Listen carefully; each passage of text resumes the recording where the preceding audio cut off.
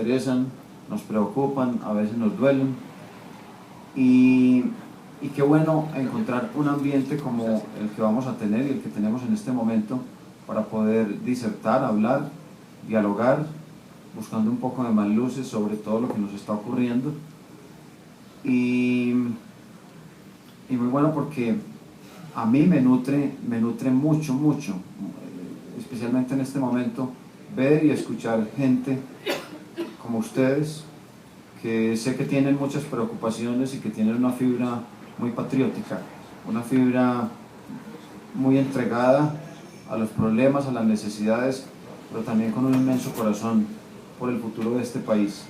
Quiero solamente decir una cosa, para comenzar.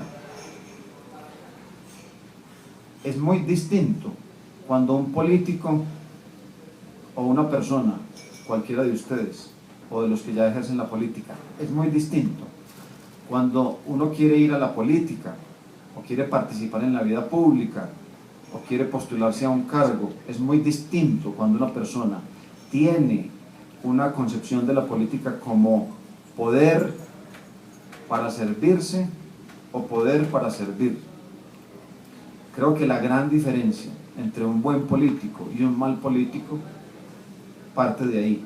Si usted quiere llegar a la política para servir, o usted quiere llegar a la política para servirse de esa política.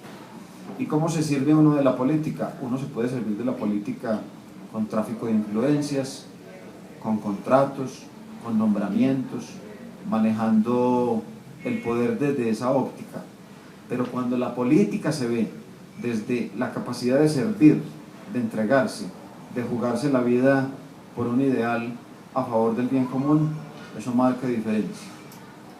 Cuando uno habla de la corrupción pública, se da cuenta que la corrupción pública es de funcionarios y de políticos que han llegado a esos cargos públicos y se han favorecido de ellos, con más o con menor cuantía, con más o con menor gravedad, pero siempre detrás de allí está ese principio, que vieron la política simplemente como un escalón de su vida y que muchas veces cuando dejan los cargos se quedan sin nada, porque su vida desgraciada ha sido de corrupción, ha sido una vida que está unida simplemente al cargo, y es una valoración muy triste de la persona humana, porque es la valoración por el tener o por el hacer, y por el tener mal sin importar el cómo, y por el hacer mal sin importar el cómo.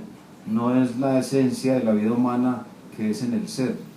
Yo valgo, ustedes valen, valemos por lo que somos, no por lo que tenemos o por lo que hacemos, porque uno hoy puede tener muchas cosas y mañana no tenerlas, pero uno sigue siendo en el ser, y eso es lo importante, porque hay condiciones humanas, virtudes, lo que decía ahora al comienzo, virtudes, fibra humana, calidad humana, que no la da el cargo, que no la da el dinero, que no la da el tener cosas y el hacer cosas.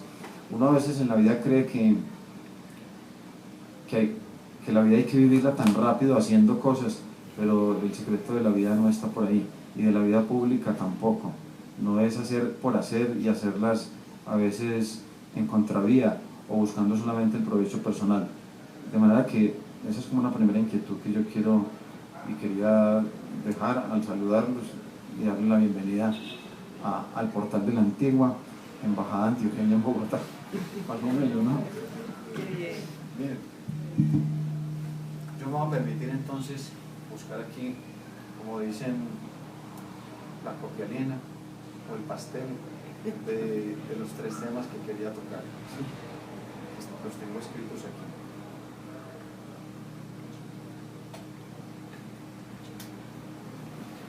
Yo tengo aquí una primera reflexión. ¿Me pongo de pie? ¿O estoy bien así? Sí, así.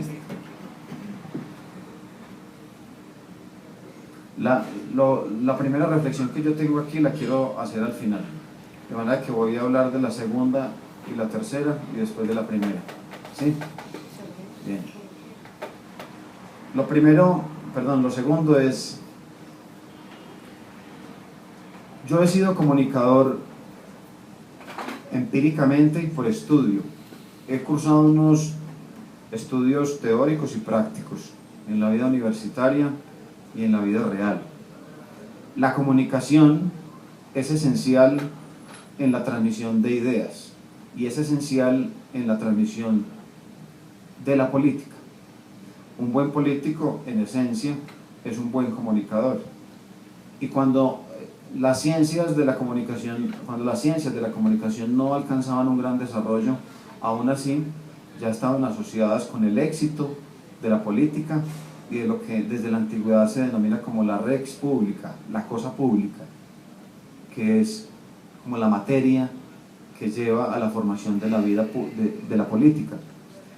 En el proceso entre una persona que quiere llegar a la política, que llega a la política, que gobierna, todo ese proceso es un proceso de comunicación.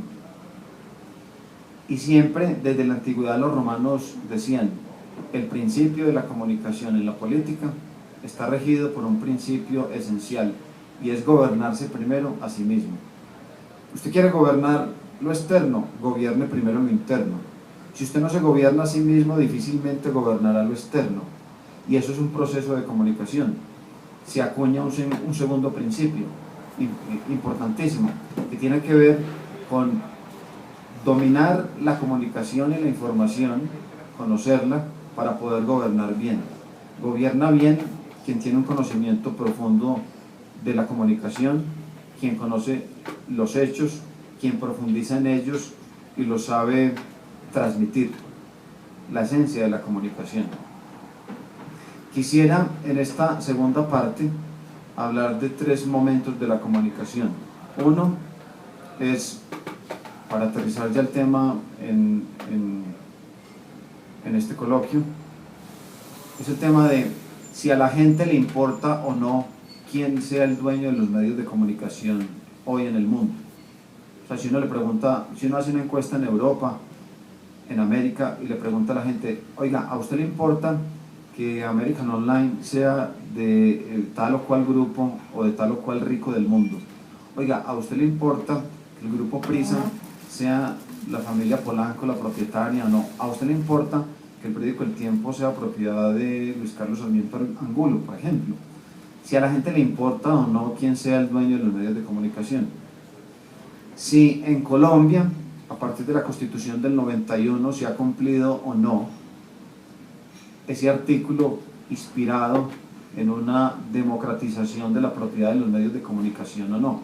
Si en Colombia tenemos más o menos propietarios de medios de comunicación diversos, o si esos propietarios de medios de comunicación se han concentrado y se han cerrado y son muy pocos los dueños, incumpliendo esa inspiración constitucional que hablaba de la democratización de la propiedad de los medios de comunicación.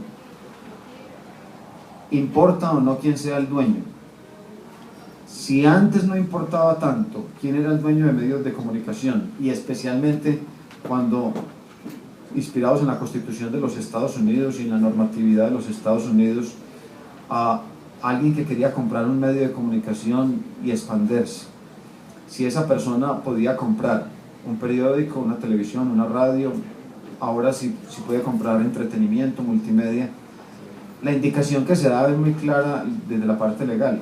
Usted puede comprar medios de comunicación y empresas de entretenimiento, del cine, por ejemplo, teatros, entretenimiento en general, pero usted no puede venir del mundo de la industria automotriz y comprar un canal de televisión, venir del mundo de la cerveza y comprar una estación de radio, venir del mundo de la fabricación de calcetines y zapatos y comprar un portal de internet, porque el espíritu que se buscaba, digo que se buscaba porque esto se ha roto en muchos países del mundo por una voracidad económica para alcanzar el dominio de los medios de comunicación. Lo que se buscaba, ese espíritu era, muy bien, usted puede, como alguien que tiene una empresa de calzado, usted fabrica zapatos, usted también podría fabricar carteras, usted puede fabricar carteras, puede fabricar zapatos para hombre o para mujer, puede fabricar zapatos escolares o zapatos de alta gama, no sé, pero se mantenía dentro de la industria del cuero y de los zapatos. En el tema de medios de comunicación se empezó a romper esa tendencia, desgraciadamente, y no nos hemos dado cuenta qué efectos ha tenido eso en la libertad de prensa y de expresión, y en la libertad y en la solidez de una democracia, cuando uno encuentra que hay conglomerados que tienen gaseosa, cerveza y otras cosas, empresas aéreas, y a la vez tienen medios de comunicación. ¿Hasta qué punto afecta el proceso comunicativo en verdad cara a la sociedad cuando el mismo dueño de un banco es dueño de un periódico? Yo creo que a veces en Colombia esos temas no se discuten, y que no se discutan o no se expongan en los medios de comunicación es señal de que sí tengo razón, ¿o no? Bueno, el primer tema entonces, dentro del segundo tema, el primer gran aspecto después de definir el tema de la comunicación y la política, para recapitular, es el tema de la propiedad de los medios de comunicación. Le Monde, un periódico francés de 1800, la propiedad de ese periódico, que ha entrado en desgracia financiera, la mayoría de los accionistas eran todos periodistas, casi todos eran periodistas, los dueños del periódico, y tenían un sindicato fuertísimo que siempre buscaba fortalecer más el periódico, y llegó a ser el periódico insigne de Europa. Otros cambios de carácter multimedial han afectado el futuro del periódico, pero ese espíritu de tener medios de comunicación en muchas manos es más democrático. El espíritu de tener medios de comunicación en manos de empresarios diversos es más democrático, es más libre. Cuando tú leías ahora, yo me acordaba de los años en los noticieros de televisión donde trabajé, y sé que algunos de mi edad, algunas de las personas que están aquí, recordarán que nosotros llegamos a tener en los 2 canales de televisión al día 8 noticieros de televisión, que eran muy diversos, pero cuando uno se quejaba de esos noticieros porque la familia Álvaro Gómez tenía uno, la familia Turbay tenía otro, la familia Pastrana tenía otro, cuando uno estudia la historia de la televisión colombiana, uno se da cuenta que es una historia muy estatal y muy politizada de las familias políticas. Entonces teníamos el noticiero TV Hoy, el noticiero 24 horas, el noticiero Nacional, el noticiero Krypton, el noticiero MPM, etc. Pero uno tenía 8 visiones de Colombia, y a veces enfrentadas, porque a las 7 de la noche usted veía el noticiero de las 7 y el noticiero 24 horas, la familia López enfrentada con la familia Gómez, y usted se hacía una idea más o menos, pero ahora, desgraciadamente, hemos perdido más democratización de los contenidos y de la propiedad. O sea, no hemos avanzado, antes hemos tenido un retroceso, porque si usted ve un canal y ve el otro, generalmente los goles, el morbo y la violencia es la misma. Y en la parte política, según lo que estén, en los negocios en los que estén, también se convierte en un contenido homogenizado. Quiero decir, un contenido igualitario, igual, la imagen es la misma, los testimonios son los mismos, y uno no encuentra posiciones políticas fuertes. O sea, hemos perdido mucho espacio de debate y de puntos de vista diversos. Cuando la propiedad era así, que nos quejábamos y decíamos, Colombia, un país en ese momento de 38 millones de habitantes, ¿cómo tiene solamente 2 canales de televisión? Pero teníamos 8 y 10 noticieros de televisión. Ahora tenemos más canales, pero tenemos solamente 2 que están diciendo lo mismo, básicamente. Segundo aspecto, o tercer aspecto en el segundo punto, el tema de los contenidos de esos medios de comunicación. Ya lo he explorado un poquito, pero la nota general de los contenidos de esos medios de comunicación es una nota de entretenimiento, que me cuenten a mí las tragedias más duras, pero que me haga casi que reír, que me den más color, que me las cuenten más breve. Conecta mucho con el último aspecto del segundo punto, que es los públicos, o sea, que somos nosotros. A nosotros nos han acostumbrado, hemos perdido casi todas las lecturas dominicales que traían los grandes medios de comunicación. Ni en internet se encuentran. o sea, ni en las versiones online se encuentra grandes lecturas. Hagan un ejercicio, especialmente quienes son de mi generación, con los periódicos, por ejemplo, de mañana y hasta el domingo, que uno diga, compro el periódico, o sea, pago 1.500, 2.000 pesos, que eso ya es todo un proceso. Si está lloviendo uno tiene que salir, comprarlo, se lo pone bajo el brazo, lo lleva a la casa, lo abre. ¿Qué noticias y qué artículos recorta uno? Porque uno dice, esto está muy bien escrito, y además es un artículo poderosísimo, tiene mucho fondo, qué artículo tan interesante, lo voy a recortar. Y yo recuerdo que desde niño tenía una carpeta con artículos tanto de opinión como reportajes, entrevistas, que uno decía, qué cosa tan buena. Porque, claro, uno ahora lo que hace es va guardando algunas cosas, pero es tanta la crisis de los contenidos que es difícil ahora llenarse de sorpresa como lector y decir, yo quiero guardar este artículo porque está muy bien escrito y además transmite algo muy importante, y este artículo marca una pauta, o qué investigación tan buena ha hecho tal o cual medio de comunicación. Conclusión de ese segundo punto: hay un deterioro. Si hay una concentración del poder de los propietarios, si hay una homogenización de los contenidos, en consecuencia los contenidos de los medios de comunicación, como están llenos de estándares, siempre irán a la baja. Para terminar este segundo punto, es muy difícil hablar de periodismo de calidad cuando el periodista está supeditado a esas grandes cadenas, cuando al periodista se le están pidiendo cantidad de contenidos y de resultados, y el periodista no tiene tiempo para investigarlos, confrontarlos. Un dato pequeño para que, bueno, yo no lo aconsejo, lo comento porque yo nunca lo hago. Cuando yo comienzo a leer un artículo, inmediatamente me dicen, dijeron algunas fuentes, no identifican la fuente, yo no sigo leyendo ese artículo, nunca. Y de hecho en todos los estándares de calidad, los ingleses, los franceses, los alemanes, cuando van a analizar un artículo, bien sea en un género periodístico o de opinión, siempre dicen dónde está, quién lo dijo, cómo lo dijo, identifique la fuente. Si uno hace un artículo o una noticia sin identificar quién dijo eso, eso no tiene calidad.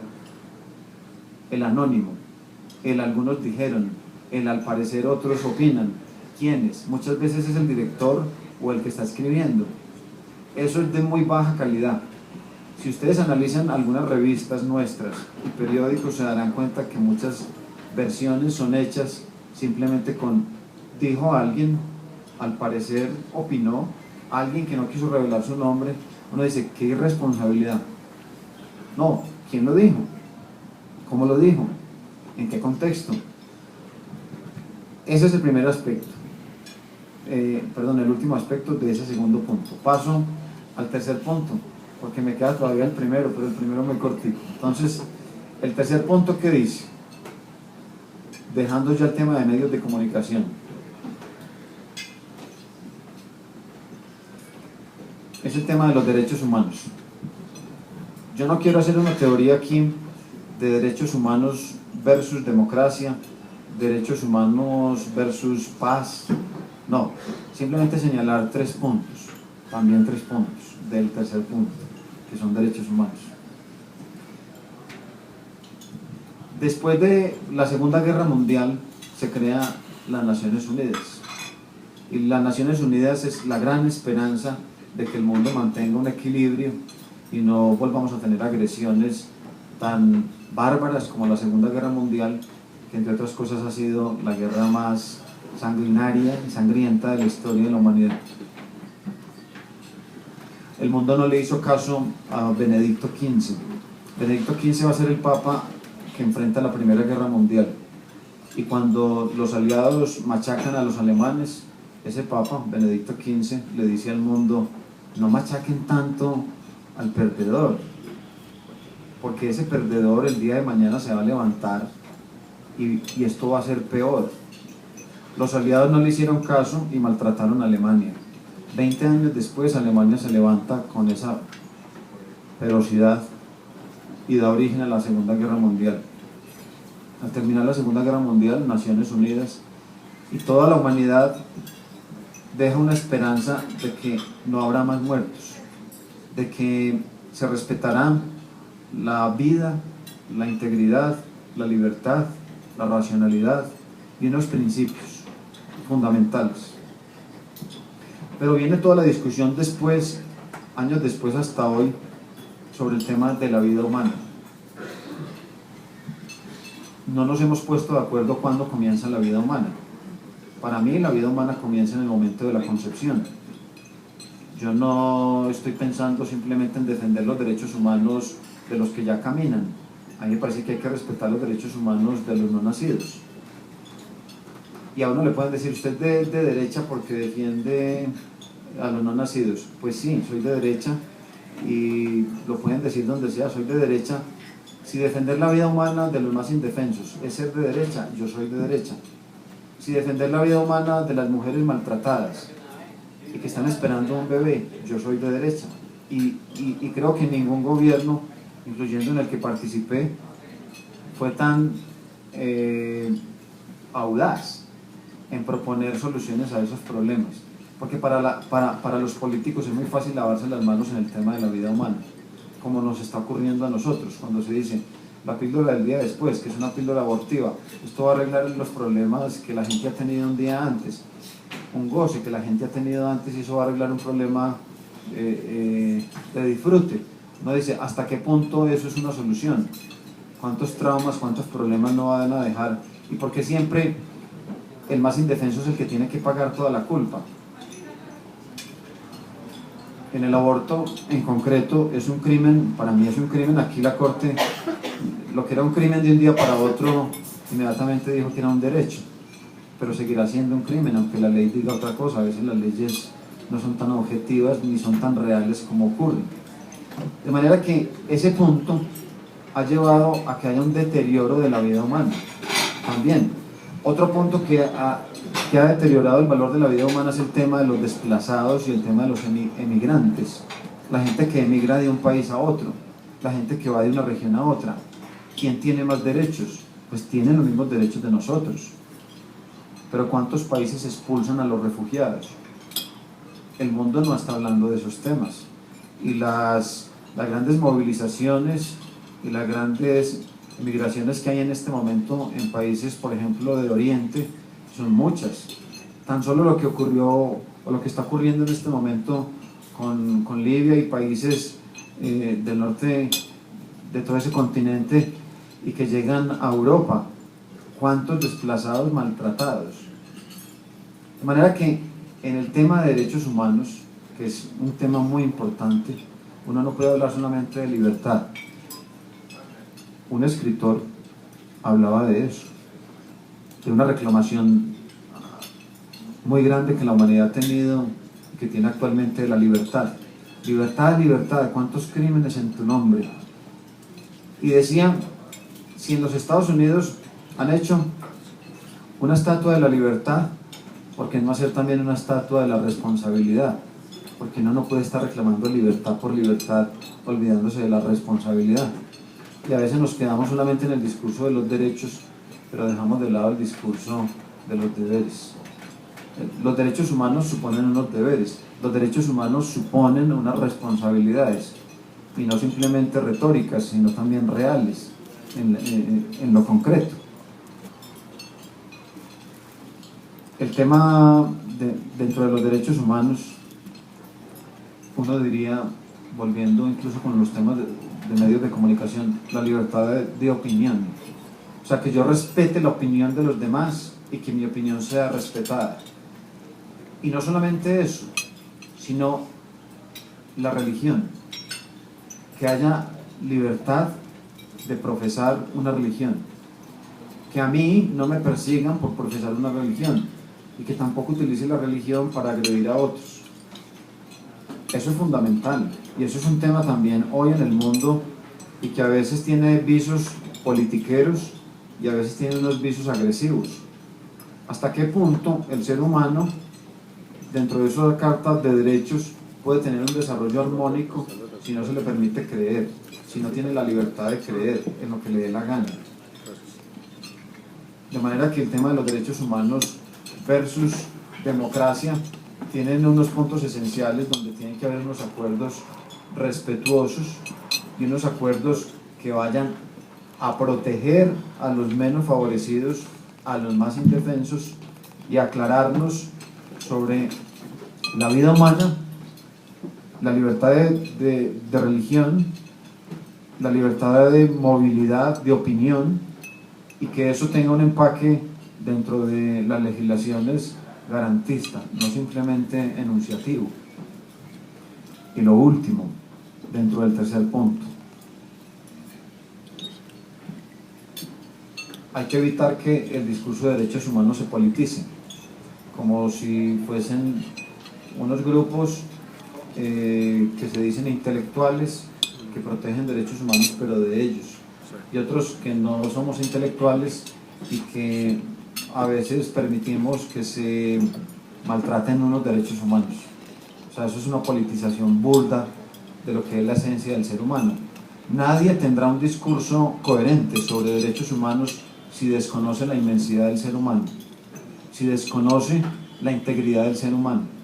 Desconocer la dualidad del ser humano es desconocer más de la mitad de lo que es el discurso sobre los derechos humanos. Desconocer la dualidad del ser humano es desconocer el discurso de derechos humanos en toda su esencia, porque el ser humano, como decía ahora, no solamente es el que hace cosas y el que tiene cosas. Los derechos humanos no son solamente para los que producen, como en el régimen, en los dos totalitarismos ideológicos, políticos, como ideologías del siglo pasado, el fascismo y el nacionalismo, el marxismo. Esos dos totalitarismos que hicieron acabar con toda la integridad del ser humano, porque negaron su libertad, porque negaron su integridad, porque negaron su racionalidad, porque veían en el marxismo, como decía Hegel, a un ser humano que solamente vale por lo que produce, y en la medida en que sea productivo tiene un puesto dentro de la sociedad, y si es deforme, o si está enfermo, o si es anciano, es un estorbo para la sociedad. El discurso de derechos humanos hay que cribarlo desde allá.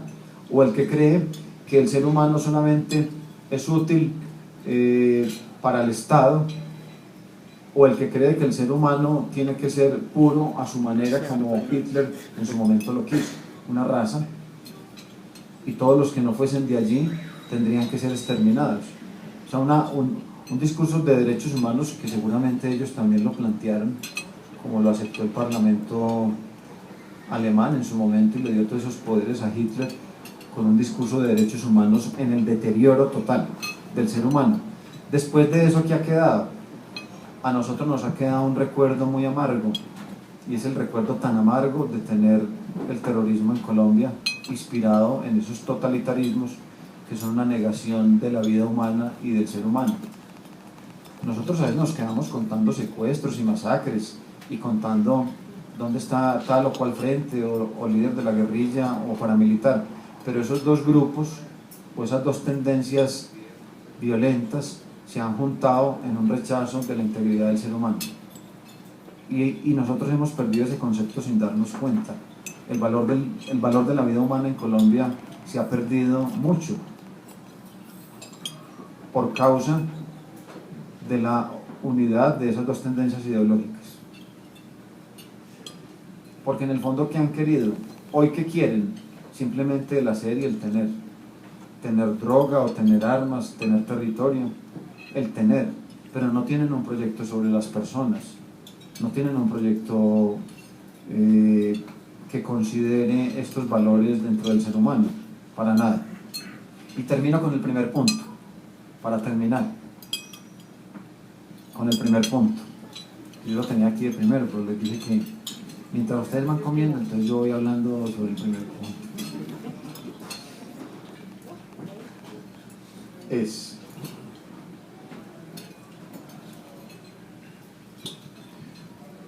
Uno es viejo si quiere, uno es anquilosado si se descuida, uno se va quedando en el pasado si no se actualiza.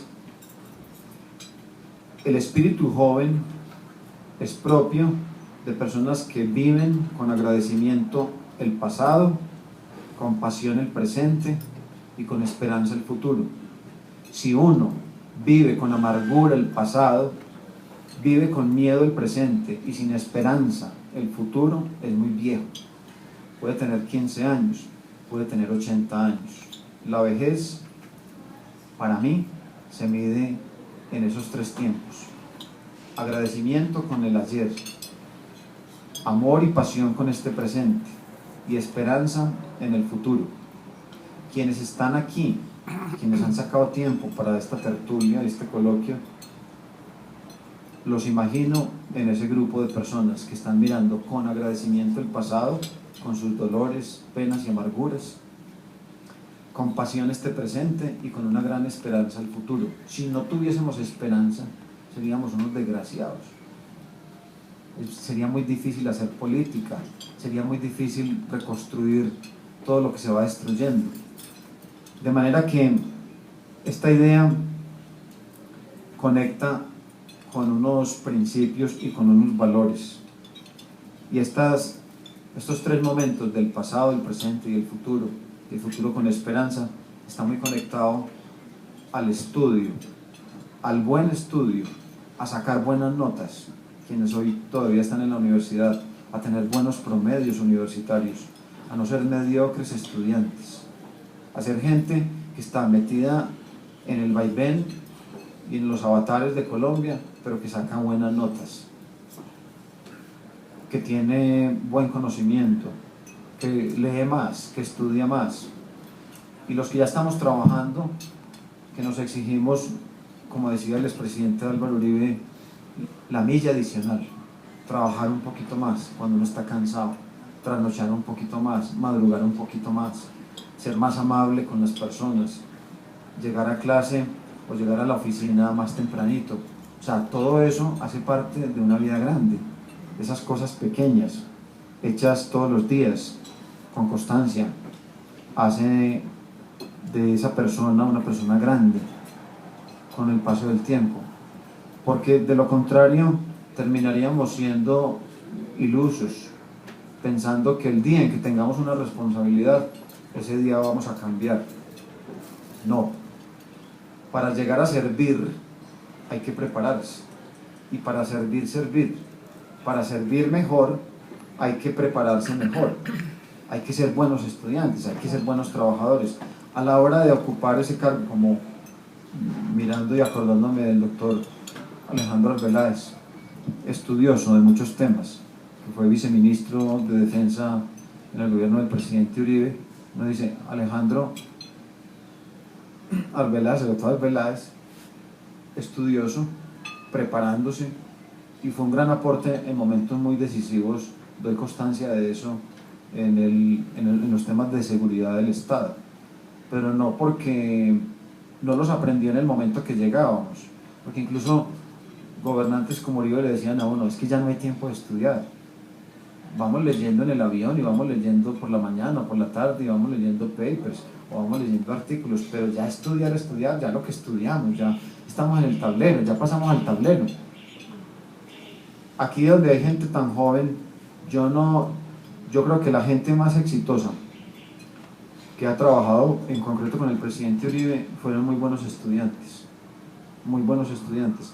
Yo realmente no me incluyo ahí, porque yo he sido un estudiante normal, o sea, pero algunos de ustedes son muy genios, y en serio, lo digo con conocimiento de causa, y además gente muy juiciosa. Y lo último de este primer punto: en ese futuro de esperanza, cada uno debe asumir una responsabilidad, y esa responsabilidad está muy unida al proyecto político que se está construyendo y que se está enriqueciendo y renovando. O sea, ahí tiene que haber una fibra, con todos sus problemas y con todos los desafíos y con todos los inconvenientes que eso pueda traer para todos, sí, pero cuando la conciencia, la vida, el actuar es recto y de buena fe, hay que perder todos esos temores y hacer eso por un ideal grande y con esa actitud de servicio, no de venirse a servir, sino de servir. Y así es como las personas honorables se muelen en un cargo, en una función, en una misión, porque se tiene claro el objetivo, no de venirse a servir, sino de servir desde ahí al bien común. Muchas gracias.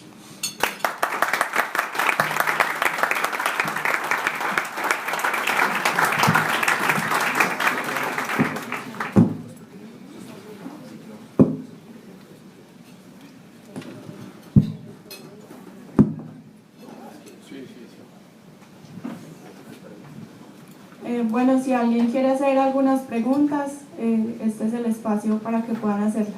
O comentarios.